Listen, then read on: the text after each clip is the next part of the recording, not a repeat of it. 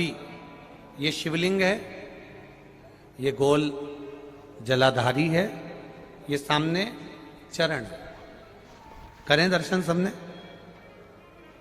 ये दो सामने जो चरण है, इसके बीच में सुख सुंदरी है। कभी कभी विशेष कोई अवसर आए, सोमवार की अष्टमी पड़ जाए या कोई विशेष प्रदोष का दिन पड़ जाए और आपको लग रहा हो कि मेरा महादेव को मैं जल चढ़ाते चढ़ाते इतना समय हो गया, मेरा महादेव नहीं सुन रहा, तब कभी कभी ऐसा मन में आए कि क्यों नहीं सुन रहा, तब लोटा भरकर जब जल लेकर जाओ, गणेश जी को चढ़ाया, अशोक सुंदरी को चढ़ाया, षडानंद कार्तिकेय को चढ़ाया, माँ जगत जननी जगदम्बा माँ पार्वती को चढ़ाया, वही जल ले जाकर बेलपत्री के वृक्ष पर चढ़ाया। शिव जी को अर्पण नहीं कर पाए। और सरल भाषा में समझ लो इसको,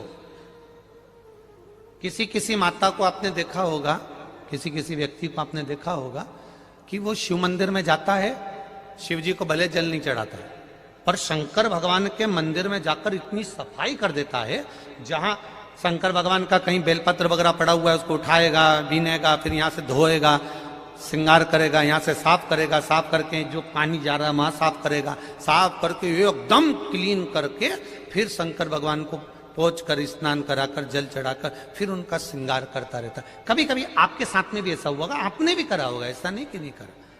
कभी कभी सब दूर सफाई के बाद शिवलिंग की सफाई करना भूल गया या शंकर जी के शिवलिंग पर जल चढ़ाना भूल गया, जल चढ़ाकर आ गया। अब आ तो गया, पर चिंता देवादिदेव महादेव को लग गई।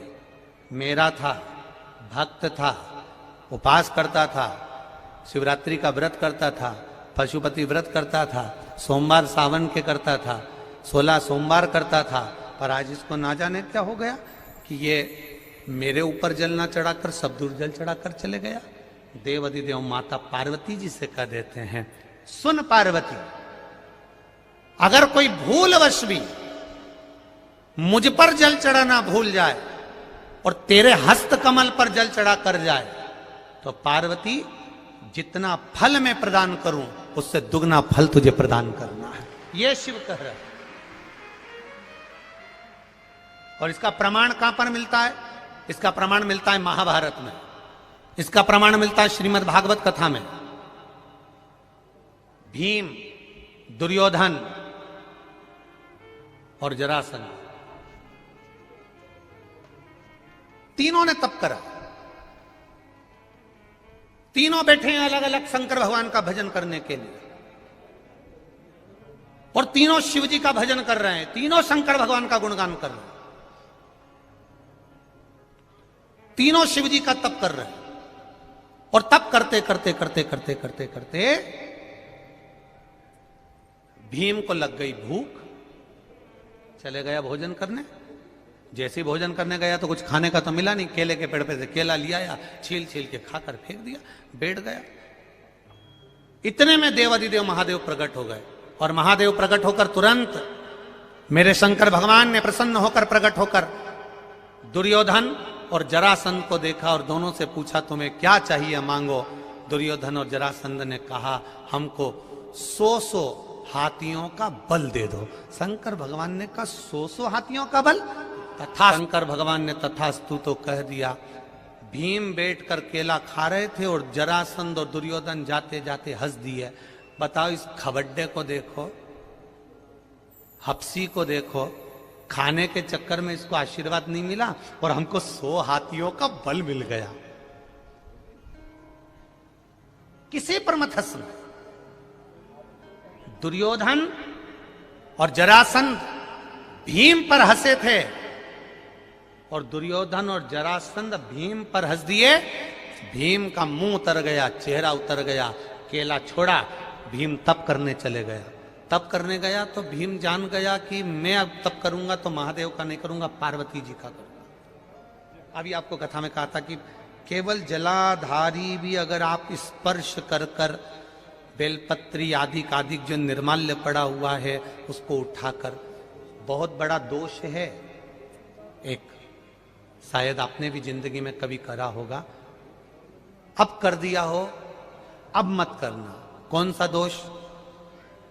जैसे ये शिवलिंग, ये जलाधारी, ये मट्टी का दिया जलता हुआ, लोग भगवान को दिखा के, जो ये जलाधारी होती है ना, इसकी जो किनोर होती है ना, कई लोग उस दिए को इस किनोर पे रख देते हैं। कई लोग नारियल को, श्रीफल को इस हस्त कमल पे जहां शिवलिंग रखा हुआ है यहां रख देते हैं। ये दोष है, ये शिव महापुराण का दोष है। शिव पुराण कहती है अगर पशुपति व्रत कर रहे हो, आप कोई व्रत कर रहे हो, कोई कामना कर रहे हो, तुम्हारे पास में अगर श्रीफल, पशुपति व्रत करने के बाद 5वें दिन भी अगर तुम श्रीफल चढ़ा रहे हो, तो वो श्रीफल ये जलाधारी पर नहीं रखना है। उस श्रीफल को भेंट के साथ में शंकर भगवान की जलाधारी शिवलिंग इसके ठीक सामने नीचे जमीन पर रखना है। उसका फल ये होता है कि तुमने जो पशुपति व्रत करा, शंकर भगवान ने उसको स्वीकार कर लिया और वर प्रदान कर दिया। पर कई लोग इसमें ऐसे बैठे होंगे जिन्होंने वो श्रीफल 11 रुपया भेंट, वो जो जलाधारी है जिस पे शिवलिंग रखा, उसी पे रखा। हम तो शंकर जी को देंगे, हम तो शंकर जी।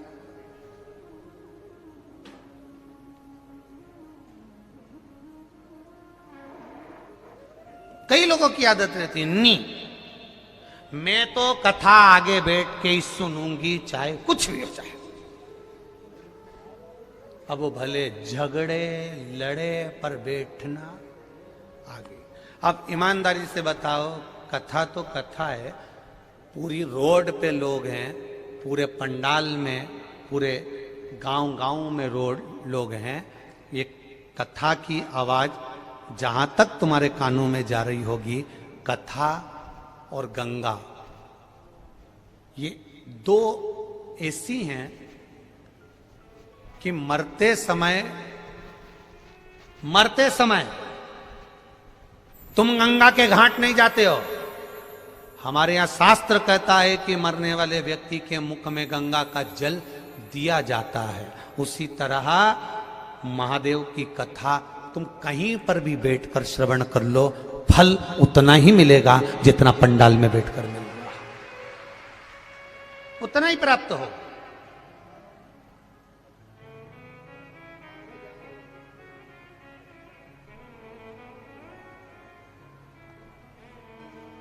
फल उतना ही प्राप्त होगा जितना आप पंडाल में बैठ के श्रवण कर रहे हो, चाहे आस्था चैनल पर बैठकर कथा श्रवण कर रहे हो, चाहे फेसबुक यूट्यूब पर कथा श्रवण कर रहे हो, फल उतना ही प्राप्त होगा।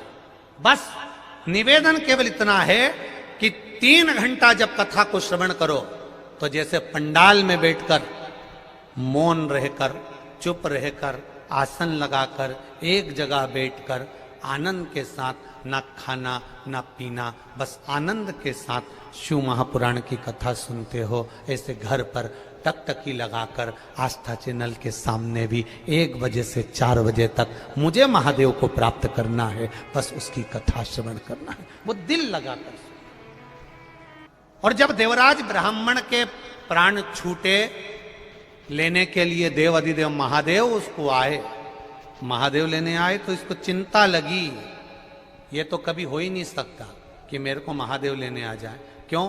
क्योंकि मैंने पाप इतना करा, चोरी इतनी करी, निंदा इतनी करी, बुराई इतना करा, छल इतना करा, बेईमानी इतनी करी, कपट इतना करा, प्रपंच इतना करा, मैंने इतना कुछ करा, तो मेरे को महादेव लेने आ ही नहीं सकते। पर महादेव कर रहे हैं, देवराज बैठ नंदी पर, मैं तुझे लेकर चलता हूं। तो देवराज नंदी पर बैठ कर जा रहे हैं और मेरे महादेव पैदल पैदल जा रहे हैं। सारे देवताओं में और देवाधिदेव महादेव में बस एक अंतर है, जब भी कोई मरता है तो देवता अपने गणों को लेने भेजते हैं, जाओ पार्षद इसको लेकर आ जाओ, जाओ इसको लेकर आ जाओ, जाओ इसको लेकर आ जाओ। पर शंकर का कोई भक्त जब मरता है तो उसको लेने के लिए कोई दूसरा नहीं आता, मेरा बाबा नंदी चढ़कर आता है स्वयं।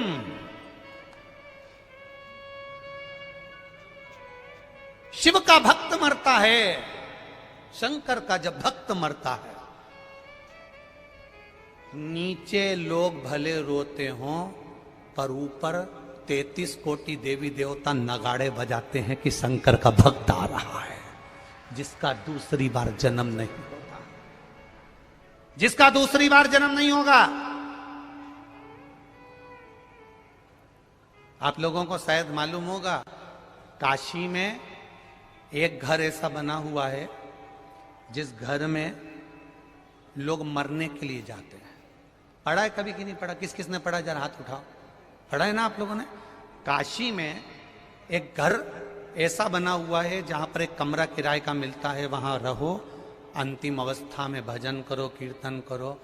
2 महीना या 1.5 महीना ऐसा कुछ इसका क्रम रहता है। उतने महीने में तुम मर गए तो ठीक, नहीं तो वो आपको अपने घर वापस भेज देते। जो मर गया, क्यों मरने के लिए लोग जाते हैं? क्योंकि शंकर का जब भक्त मरता है, शिव का उपासक मरता है, शंकर का गुणगान करने वाला मरता है, शिव के धाम में जब किसी के प्राण छूटते हैं तो संसार के लोग भले रोते हों, पर देवता पुष्पों की वर्षा करते हैं, नगाड़े बजाते हैं, दुमदुबिया बजाते हैं कि शिव का भक्त आया है, इसका दूसरी बार जन्म नहीं होगा। अब ये चला, अब गया ये, अब इसका दूसरा जन्म नहीं। मरना तो सबको है, चाहे सियोर वाला महाराज होए, चाहे दुनिया का कोई महाराज हो, चाहे बादाम खाओ, चाहे रोटी खाओ, जाओगे तो सरी। केवल एक ही चीज काम आई, जिसने जिंदगी में 1 लोटा जल महादेव को चढ़ाया था, कभी परमार्थ का कार्य किया था, कभी दान पुण्य भजन किया था, आज भी बैठा है, कथा सुन रहा है। कोरोना हो गया था शरीर को, ऐसे कई बैठे होंगे जिनको कोरोना हो गया था, मोहल्ले में, गली में, पास में, सोसाइटी में, कॉलोनी में, सबको हो गया, तेरे को भी हो गया, पर टीवी के सामने बैठकर सुनता रहा, श्री शिवाय नमस्तुभ्यम, श्री शिवाय नमस्तुभ्यम। देव अधिदेव महादेव ने भी कह दिया देवताओं को, पड़ोसन को ले जाना पर इसको छू कर भी मत जाना, मेरा है। अकाल मृत्यु वो मरे जो काम करे चंडाल का, काल उसका क्या बिगाड़े जो भक्त हो, जो शिव का उपासक। मृत्यु सत्य है, आएगी। 7 ताले में राजा परीक्षित बंद थे, आई। मौत सत्य, बाणों की सैया पर पड़े थे भीष्म पितामह, आई। मृत्यु सत्य। अर्जुन इतना बड़ा योद्धा, मृत्यु आई।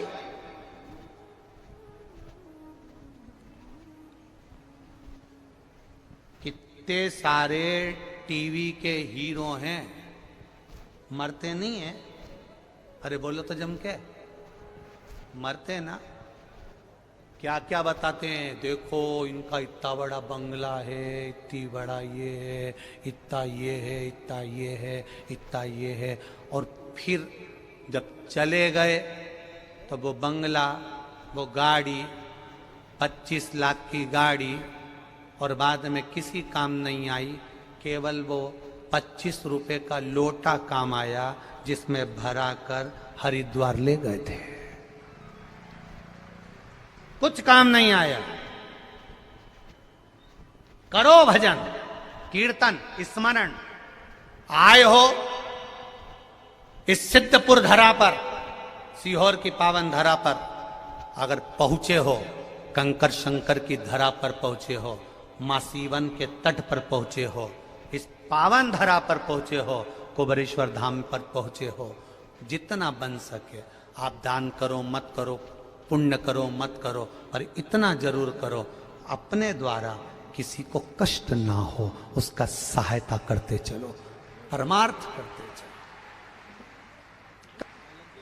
करो भजन, करो भजन।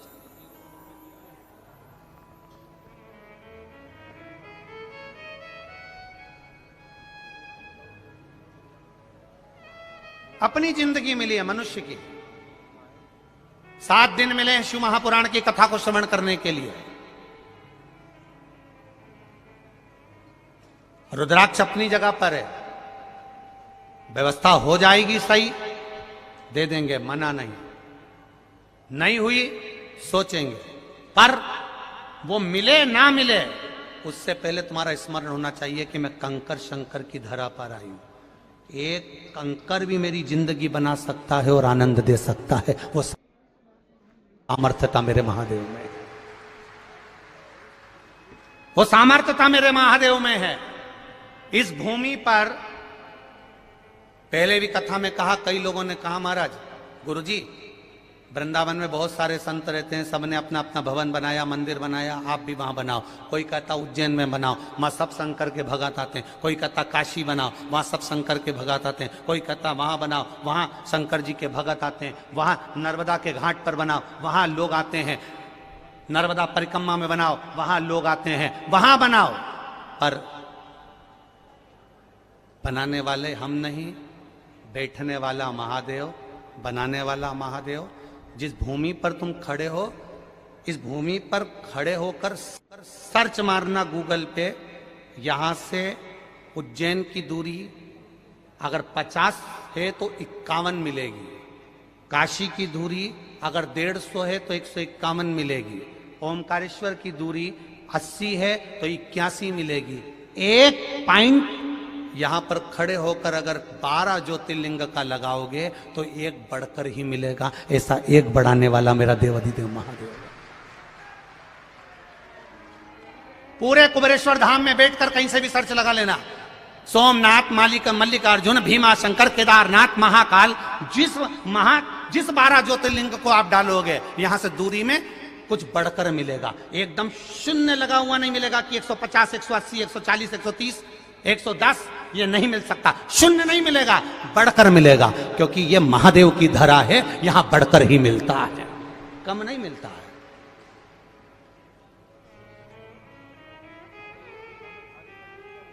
एक 12 ज्योतिर्लिंग की दूरी लगा कर बैठना कि ये ज्योतिर्लिंग यहां से कितना है, सीहोर से, यहां कुबेरेश्वर धाम से कितना है।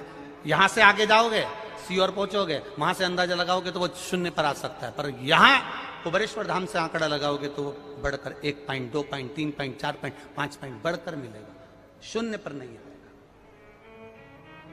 मेरा बाबा शून्य नहीं करेगा, बढ़ा देगा।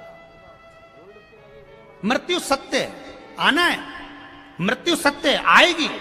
7 ताले में भी बंद होगे तो आएगी। कई लोग कहते हैं हम बद्रीनाथ नहीं जा रहे। क्यों नहीं जा रहे? बहुत ठंड पड़ती है, पहाड़ आड़ा टेढ़ा है, कुछ हो गया तो मालूम पड़े घर में बैठे थे, पांव फिसल गया। एक यहीं बैठे हैं जिनका फिसला, बस नहा के आए, वो पैर पोछनी पे पैर रखाया और लुढ़क गए धड़ से नीचे। कोई भरोसा? जीवन, जन्म, मरण, परण 3 मेरे बाबा के हाथ में, किसी को नहीं दिया मेरे बाबा, किसी को।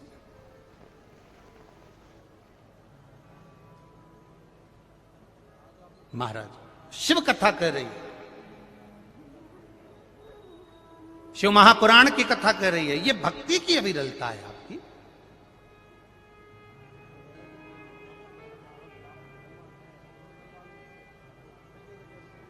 आज पहले दिन कथा में ये आस छोड़ देना कि मैं रुद्राक्ष के लिए आई हूं। अब देगा तो वो देगा, कहां से देगा, कैसे देगा, कब देगा।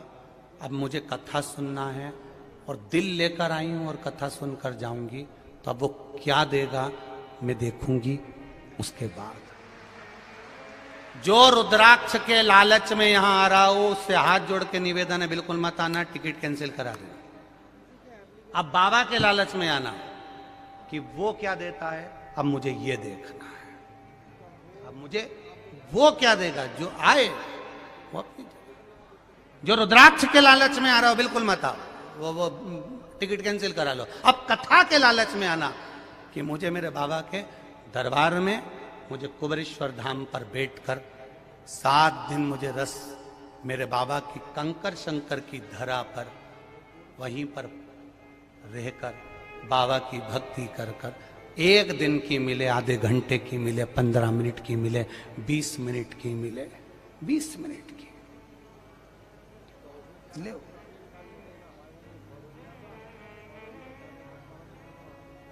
कहेंगे लोग बहुत भीड़ है, अंतर बैठकर देवाधिदेव महादेव अपने हृदय की बात, अपने दिल की बात इन शिव नवरात्रे में भगवान शंकर से भाव के साथ, दिल के साथ कही, आनंद के साथ कही। शिवाय नमस्तु श्री शिवाय नमस्तु श्री शिवाय नमस्तु श्री शिवाय नमस्तु श्री शिवाय नमस्तु।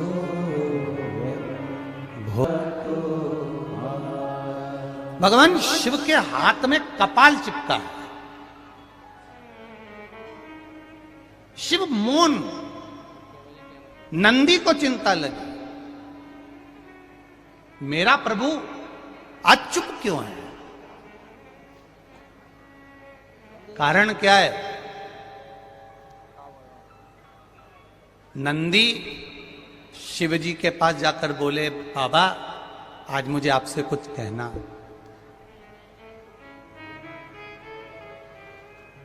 आज नंदी शंकर जी से करें मुझे कुछ कहना।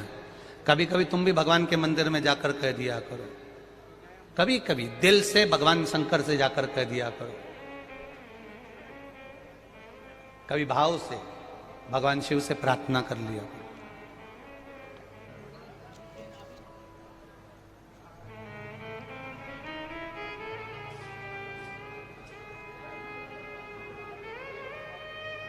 अभी गुजरात पावागढ़ की कथा में और परवणी की कथा में हमने कहा था, बरहानपुर की कथा में भी कहा था कि मंदिर में जो शिवलिंग होता है उस शिवलिंग के ऊपर जलाधारी होती है, बोला था। पर घर के अंदर जो शिवलिंग होता है उसमें जलाधारी की जरूरत नहीं पड़ती।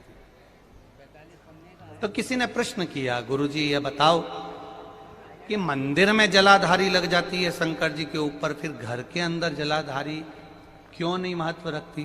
तो हमारा कहना है तुम लगाओ ना लगाओ तुम्हारी मर्जी, लगाओ तो भी ठीक, ना लगाओ तो भी ठीक, पर शिव जी के ऊपर घर में जलाधारी की जरूरत इसलिए नहीं होती क्योंकि हम रोज प्रतिदिन अपने दिल का भाव शिव जी से कहते हैं।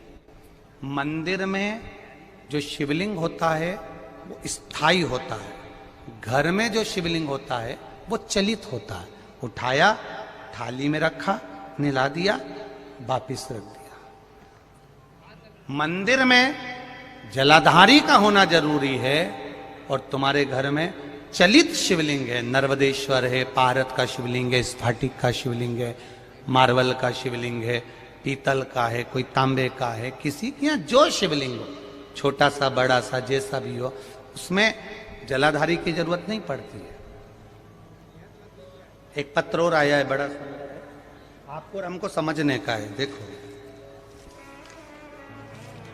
शंभु शरणे पड़ी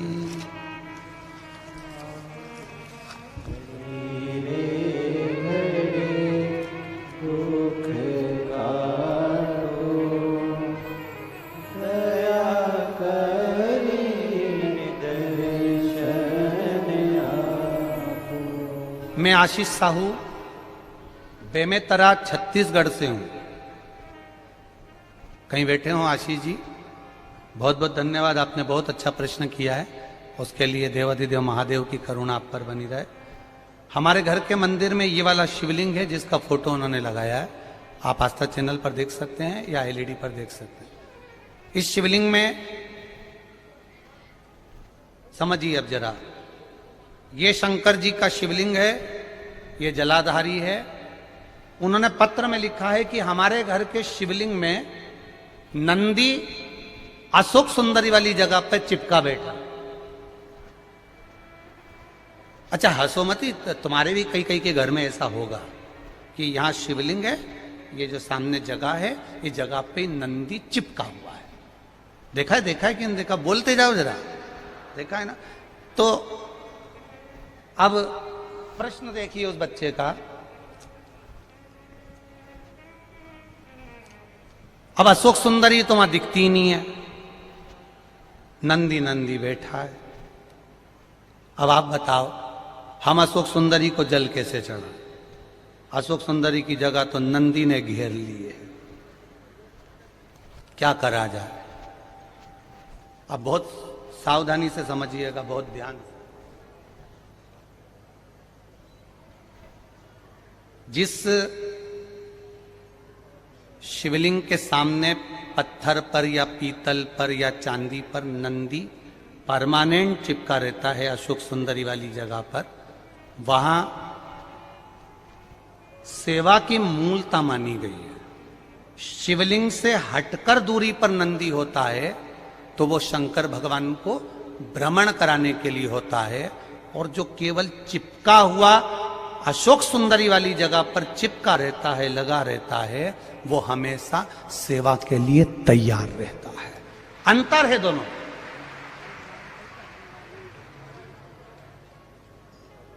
दोनों में अंतर है, जरा समझिएगा इस चीज को। एक ड्राइवर वो होता है जिसको फोन लगाया जाता, कहां है, क्यों, क्या काम है, सीओर जाना है। और एक ड्राइवर वो होता है गाड़ी में बैठा मिलेगा, उसको मालूम है फोन लगाने की जरूरत नहीं है, जाऊंगा, गाड़ी खड़ी मिलेगी और बैठ के और निकल जाऊंगा। मंदिर में जो शिवलिंग है वो दूर है, और जो चिपका हुआ अशोक सुंदरी वाली जगह पर जो शिवलिंग है वो स्थान पर सेवा के लिए तत्पर खड़ा हुआ मेरा नंदी और शिवलिंग है, तत्पर खड़ा है, तत्पर।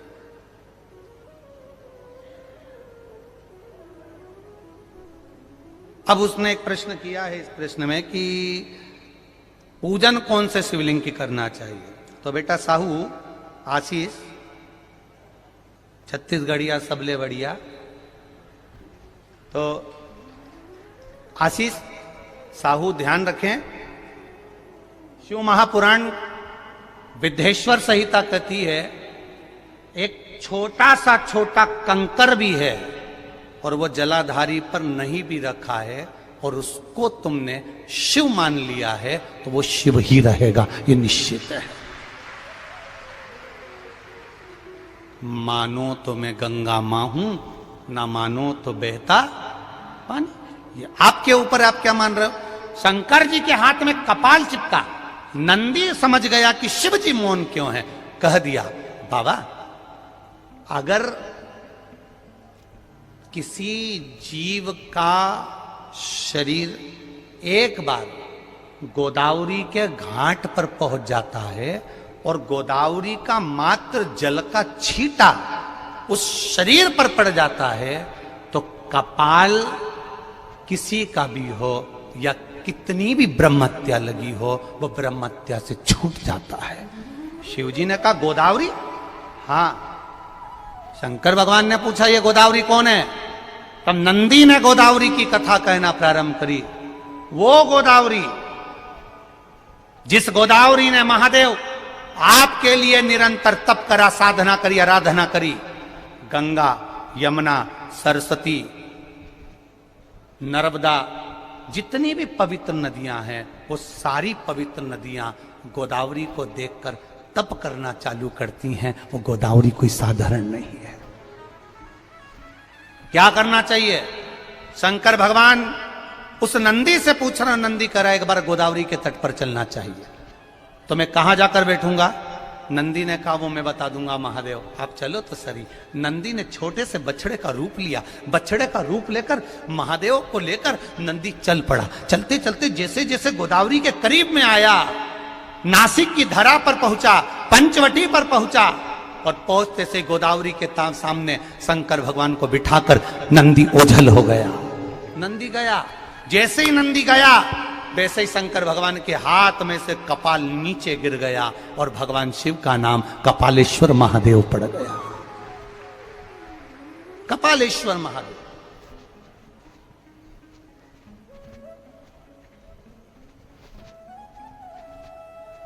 गोदावरी के घाट पर आज भी कपालेश्वर महादेव का वर्णन है। अगर जो लोग यहाँ पर महाराष्ट्र के बैठे होंगे, कितने लोग बैठे जरा हाथ उठाओ जिसने कपालेश्वर महादेव का दर्शन किया हो। कपालेश्वर महादेव, एक बहुत सुंदर बात कहना चाहेंगे, जिंदगी में कभी मौका लगे तो स्मरण करिएगा।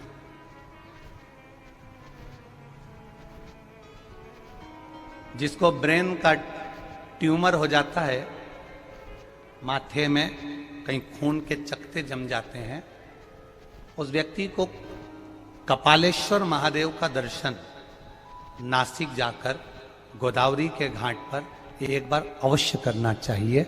उसकी राह मंजिल सरल हो जाती है, रोग का निवारण होता है। कपालेश्वर महादेव, वो कपालेश्वर महादेव। शिव महापुराण की कथा कहती है, घर किसको कहते हैं? जहां पर हमारे माता पिता रहते हैं।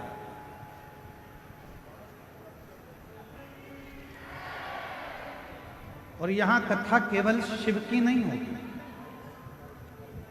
यहां कथा केवल भगवान शंकर की नहीं होगी, यहां कथा माता सती की भी, शिव की भी और मां गंगा की भी, तीनों का क्रम इस कथा में चलता है।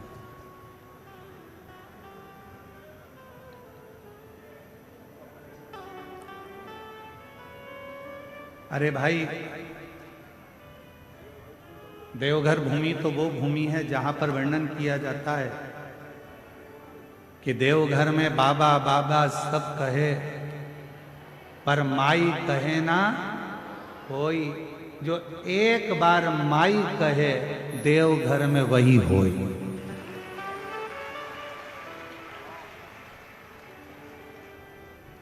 सारे ज्योतिर्लिंगों का दर्शन करिएगा, वहां पर जब पूजन होती है तो सीधे शंकर जी के ऊपर जल चढ़ाया जाता है, शिव जी के ऊपर बेलपत्र चढ़ाई जाती है, शिव जी के ऊपर दूध चढ़ाया जाता है, शिव जी के ऊपर पंचामृत चढ़ाया जाता है, शिव जी के ऊपर दही, शहद, घृत, शक्कर सब शिव जी पे चढ़ाई जाती है। केवल बाबा देवघर की भूमि ऐसी है कि शंकर जी पे चढ़ने से पहले जो जलाधारी है, जहां मां सती विराजमान है, सती माता का हृदय विराजमान है, उस जगह पर पहले चढ़ाया जाता है, उसके बाद बाबा देवादिदेव महादेव को चढ़ाया जाता है, फिर शिव जी को चढ़ाया।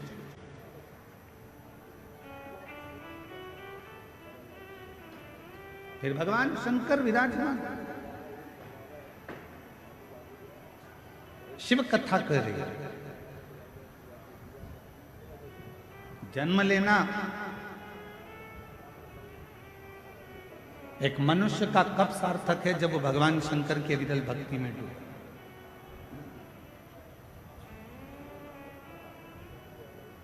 देवराज नाम का ब्राह्मण के घर में जन्म जरूर ले लिया, पर ब्राह्मण कर्म से दूर रह गए।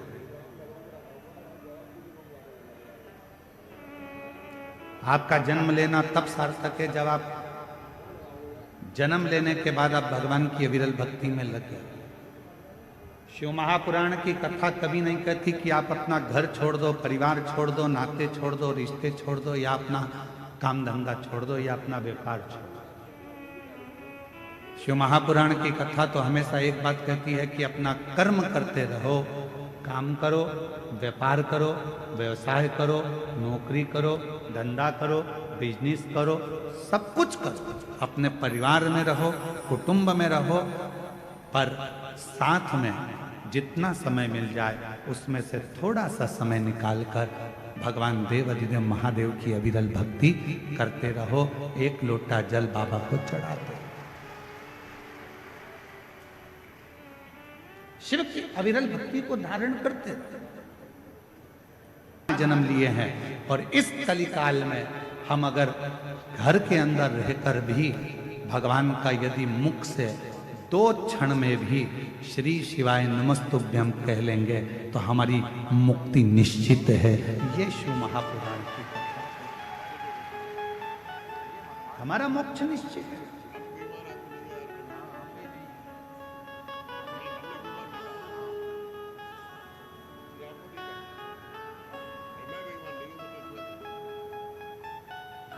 एक सोशल मीडिया पर, यूट्यूब पर, सोशल मीडिया पर, मोबाइल पर ज्ञान देना सरल है, पर उस ज्ञान को अपने अंदर उतारना बड़ा कठिन है।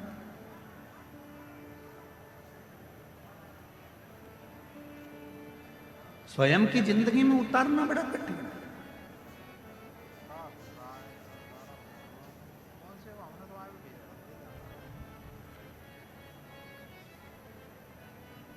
कई लोग कहते हैं शांति रखो, शांति रखो, शांति रखो, पर अपने अंदर ही शांति नहीं आ पाती।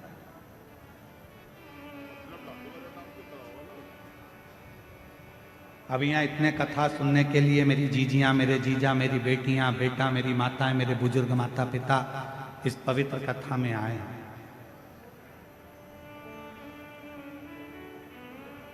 10 तारीख से आप सब ने अपनी अपनी जगह संभाल ली। बोलो सही है कि गलत है? 10 तारीख से जगह संभाली है और 14 तारीख से कथा चालू हो रही है। और हमको सूचना मिली कि कल 13 तारीख को रात्रि को 11 बजे ये पूरे पंडाल फुल हो चुके थे और लोग रोडों पर बैठना प्रारंभ कर दिए थे। और इन्होंने कहा गुरुजी हमारे जमशेदपुर में हम कथा तो करा लेंगे, पर इतने लाखों भक्तों का हम भोजन नहीं करा पाएंगे। हमने इन दीदी से कहा कि तुम वेद बाबा देव घर जाओ और वहाँ पे पीला चावल देकर वहाँ का एक चावल उठाकर ले आना और एक बेलपत्री लाकर एक छोटा सा टेंट लगाकर वहाँ रख देना। तुम ना हलवाई करना, ना तुम अनाज रखना, बाबा देवघर वाला आएगा और पूरा भंडारा कर कर जाएगा। और पूछो उनसे, सांसद जी ये दीदी ने एक छोटा सा टेंट लगाया, वहाँ ना हलवाई करा भोजन बनाने वाला और ना भंडारे की तैयारी करी, बस लिख दिया भोजनशाला। और कोई बाहर से एक टीम आई 15 लोगों की हलवाई गिरी करने के लिए, ना जाने कहाँ से आई थी और कहाँ से गाड़ी भरा भरा कर चावल आता गया, अन्न आता गया और भंडारा चालू हो गया और कथा चलती रही। आज तक इस बहन को भी नहीं मालूम कि भोजन किसने बनाया था। आज तक इस बहन को भी नहीं मालूम कि भोजन लाया कौन था, अन्न कौन लाया, सामान कौन लाया, चूल्हा किसने जलाया, भट्टी कौन ने जलाई, किसने मिठाई बनाई, किसने चावल बनाया, किसने भाजी बनाई, किसी को नहीं मालूम। अब ये बहन एक दिन सीओर आकर बोली कि गुरुजी वहाँ भोजन बनाने के लिए क्या आपकी टीम आई थी? हमने कहा नहीं, हमारा बाबा आया था और वो बनाकर गया और सब ने। यहाँ किसी की सामर्थ्यता नहीं है।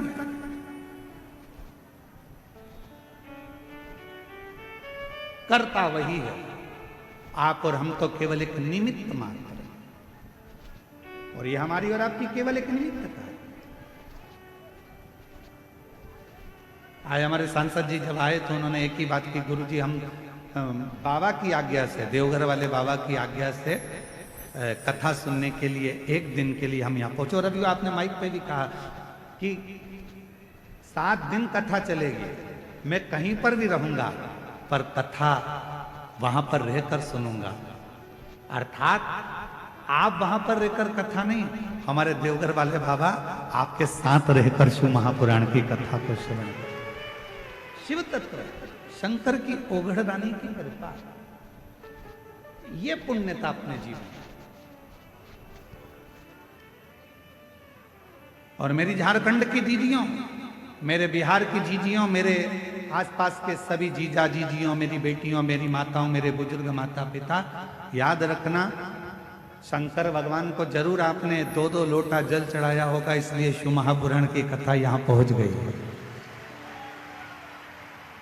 ये पुण्य ही आपका। और यजमान परिवारों, तुम्हारे 4 लोटा जल दोनों हाथों से चढ़ाया है, इसलिए बाबा ने यह कृपा के सुंदर आनंद में अपने मन को, चित्त को हृदय से लगाने का प्रयास करें।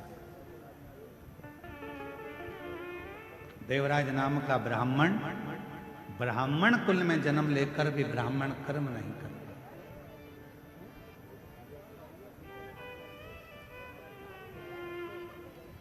मानव का देह मिल जाए और मानव का देह प्राप्त कर भी यदि हम अच्छा कर्म ना कर पाए तो हमारा जीवन बेकार।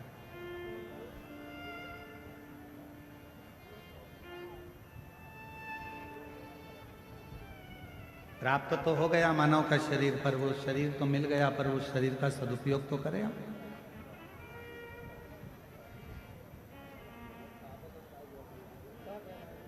कोई 5 दिन के लिए, कोई 7 दिन के लिए, कोई 3 दिन के लिए, कोई 2 दिन के लिए, कोई 4 दिन के लिए इस कथा के पंडाल में आया। केवल कथा के पंडाल में ना रहकर देवघर बाबा के दर्शन भी करो, कथा भी सुनो, प्रणाम भी करो, नमन भी करो और उससे विनय भी करो। सेवा करने का मौका मिल जाए तो सेवा भी करो।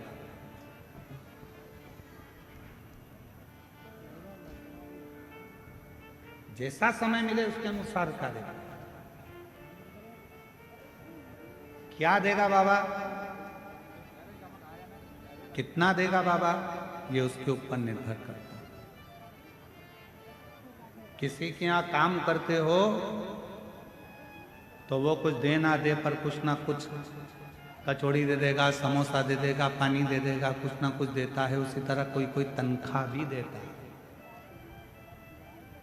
और देवघर में आए हो और अगर आप इस कथा के पंडाल में या आए हुए शिव भक्तों की सेवा करते हो तो मेरा बाबा तुमको भी कुछ ना कुछ तनख्वाह में देगा जरूर, खाली नहीं देगा। देख,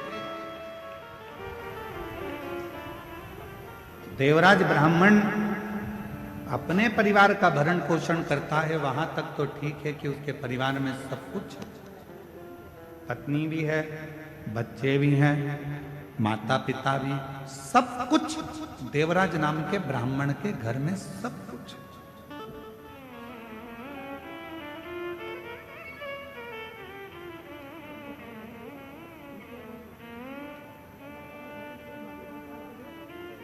पर कोई संगति, एक संगत, अच्छे की संगत मिल गई तो जिंदगी बना देती है और अब बेकार की संगत मिल गई तो जिंदगी बिगाड़ देती है। एक हमारे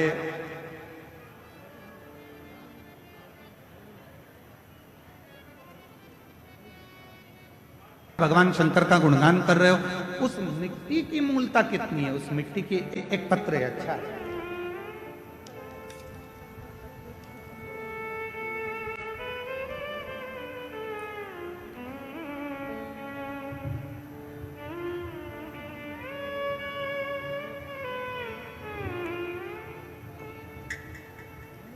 मैं करुणा सिंह, पति संतोष कुमार सिंह, मेरा घर कल्याणपुर रोड, मंगेर का निवासी। पत्र को एलईडी पर पढ़ाएंगे, आस्था चैनल पर भी पत्र चलेगा, यहाँ की टीवी से कर रहा हूं। मैं करुणा सिंह, पति संतोष कुमार सिंह, मेरा घर कल्याणपुर रोड, मंगेर का निवासी हूं। गुरुजी, भोले बाबा का मैं क्या बखान करूं, उनकी महिमा का अपरंपार। कहीं बैठी हो तो हाथ हिला सकती हैं। करुणा सिंह, पति संतोष कुमार सिंह, मेरा घर कल्याणपुर रोड, मंगेर का निवासी है। कहीं बैठे हो तो हाथ हिला सकते हैं। आप ही हैं? ऐसा एक बार हाथ हिला।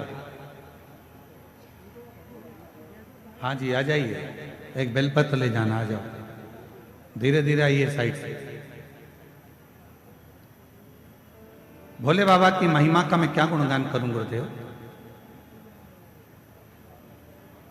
किसी के कहने पर टीवी के पास बैठकर 5 साल से शिव पुराण की कथा सुन रही हूं और 2 कथा पंडाल में जाकर सुनी। एक खगड़िया, दूसरा मधेपुरा के पंडाल में कथा सुनी। गुरुदेव, बाबा से केवल एक ही चीज के लिए जाती थी कि मेरी बेटी बहुत मेहनत कर रही है, उसका गवर्नमेंट जॉब लग जाए। जितने जितने महाराजों को पत्रिका दिखाई, सबने मना कर दिया था कि इसकी सरकारी नौकरी नहीं लगेगी, इसके भाग्य में नौकरी नहीं है। तब मैंने कथा के 5 कथा जब टीवी पर सुनी तो ऐसा सुना कि पंडाल में बैठकर जो मांगा जाता है बाबा उसको देता है। तो मैंने भी विचार करा कि कथा के पंडाल में बेटी के साथ बैठकर कथा सुनूंगी और वहां की मिट्टी को सिर चढ़ाकर विनय करूंगी। और बेटी और हम कथा के पंडाल में बैठकर निवेदन करे।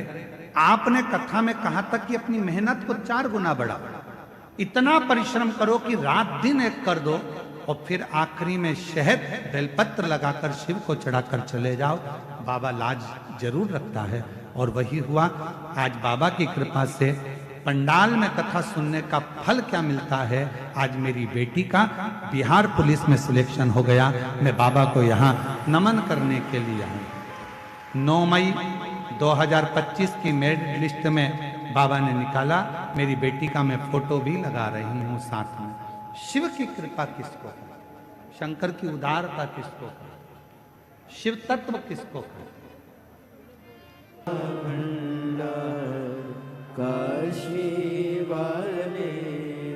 आप जिस भावना से जो इच्छा रख कर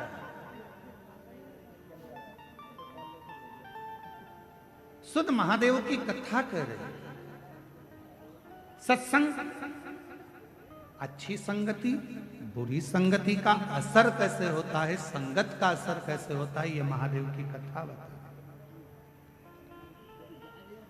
पार्वती जी बैठकर भगवान शिव की आराधना करती है, साधना करती है। और मां पार्वती जी जब भगवान देवादिदेव महादेव की आराधना साधना कर कर उठ जाती हैं। आज सुधात असुर ने विचार करा, जरा जहां ये लड़की बैठकर, ये कन्या बैठकर आराधना करती है, वहां की मिट्टी को जरा मैं थोड़ा सा लगा कर देखता हूं। उस मिट्टी को लगाकर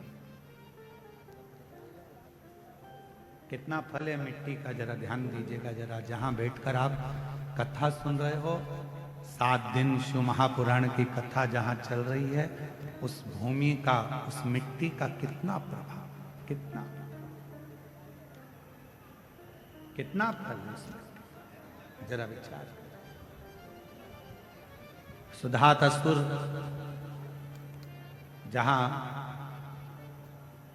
पार्वती जी बैठकर भगवान शिव की आराधना कर रही थी, वहीं पर उस मां पार्वती जी के उठने के बाद वहां की मिट्टी को सुधात असुर ने अपने तन पर लगाया,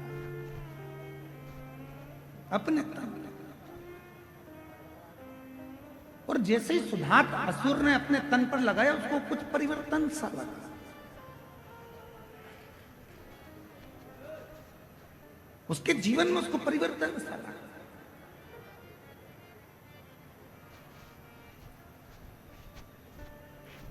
क्या मिलेगा, कैसे मिलेगा, क्या प्राप्त होगा, कब प्राप्त होगा और कैसे प्राप्त होगा, ये शिव जानता है।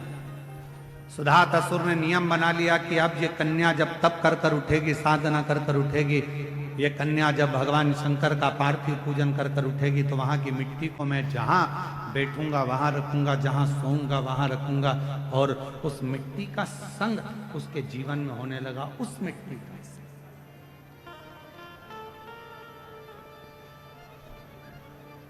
वो मिट्टी उसके संगति को बदलने लगी।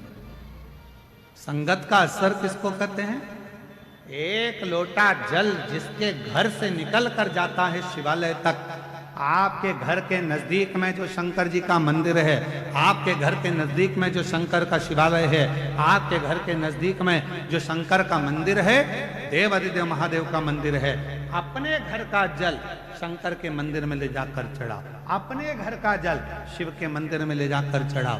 पहले आप लोग मंदिर का जल उठाकर मंदिर में चढ़ाते थे, पर अब दुनिया के लोगों को मालूम पड़ गया कि अपने घर की दशा यदि महादेव को बताना है, तो जैसे सुदामा चावल लेकर कृष्ण जी के पास गए थे, उसी तरह आप भी अपने घर का जल लेकर शंकर जी के पास जाओगे तो वो जल से तुम्हारा कल जरूर बदले। बोल बम का नारा है, सारी समस्या का हल श्री शिवाय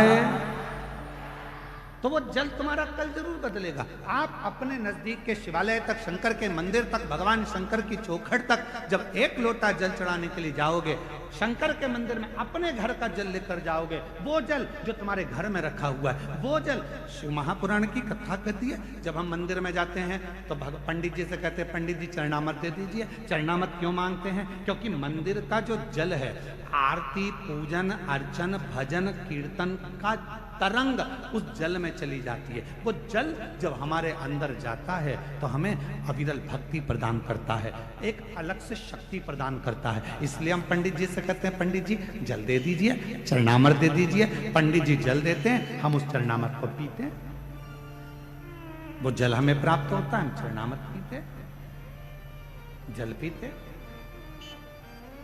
तो आखिर लोग पूछते हैं, महाराज जी एक लोटा जल सारी समस्या का हल, ये कैसे हो सकता है?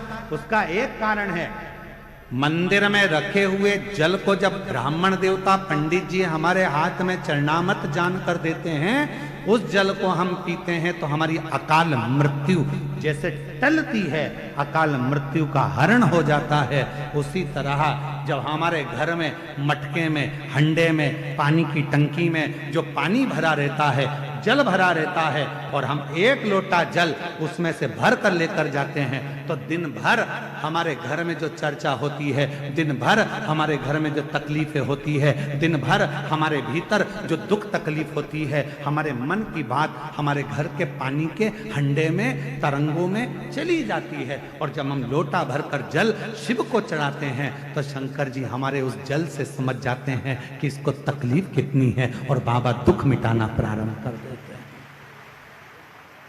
बाबा कष्ट मिटाना प्रारंभ कर देते हैं। इसको दुख कितना है, तकलीफ कितनी है, कष्ट कितना। और शंभु शरणे पड़ी मांगू घड़ी रे घड़ी, दुख काटो दया करी दर्शन आपो।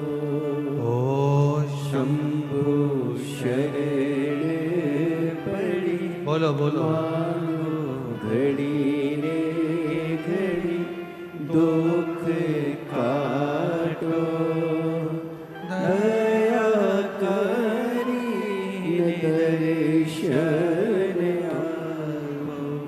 कई लोग पूछते हैं, एक लोटा जल सारी समस्या का हल, एक लोटे जल से समस्या कैसे मिट सकती है, एक लोटे जल से दुख कैसे मिट सकता है, एक लोटे जल से तकलीफ कैसे मिट सकती है? हम निवेदन करेंगे, एक लोटा जल चढ़ाकर देखिए, जब आप चढ़ाना प्रारंभ करेंगे और पूर्ण विश्वास भरोसे के साथ देवाधिदेव महादेव को जब एक लोटा जल चढ़ाएंगे, निश्चित है जो घर में रखा जल है, उस जल में आपके विचार, आपकी सोच, आपका मन उस जल में गया होता है। क्या घर में चल रहा है, वो जल में तरंगे पड़ी होती हैं, और वो जल जब शिव जी को चढ़ता है तो मेरा बाबा आपके धीरे धीरे दुख हरना प्रारंभ कर देता है, तकलीफ हरना प्रारंभ कर देता है। महादेव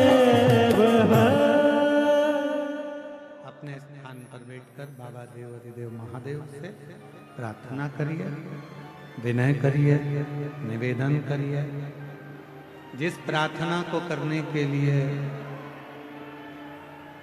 संपूर्ण देश विदेश से शिव भक्त बाबा की इस पवित्र कथा में पहुंचते हैं, बाबा से विनय करते हैं, निवेदन करते हैं, प्रार्थना करते हैं।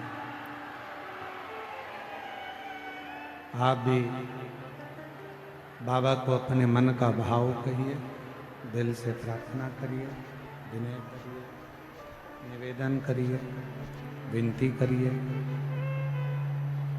जहाँ जगह मिले वहाँ बैठकर